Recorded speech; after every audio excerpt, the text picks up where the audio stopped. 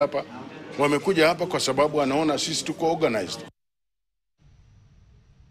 Haya, tukirejea katika soka ni kwamba klabu ya soka ya KCB imempiga kalamu kocha Patrick Odhiambo kufuatia matokeo mabovu ambayo yamechangia wanabenki kusuasua msimu huu katika ligi kuu na kiasi cha kwamba kubanduliwa kutoka kombe la FKF katika hatua ya nusu finali dhidi ya Nairobi United. Odhiambo ambaye alichukua mikoba ya kuinua KCB Julai 2024 kwa kandarasi ya mwaka mmoja kutoka kwake Bernard Mwalala amepigwa kalamu pamoja na naibu kocha Jaffa Odongo na Eric Muranda. Kocha wa walinda lango Samuel Koko Okoth amechukua mikoba kama kaimu kocha, kibaro chake cha kwanza kikiwa katika ligi kuu kikiratibiwa Juni 11 wakati KCB wanakwaruzana na Nairobi City Stars kabla ya kufunga msimu dhidi ya FC Leopards. Odhiambo anadondoka nje ya KCB wakiwa wanashikilia nafasi ya 9 jedwalini na alama 41.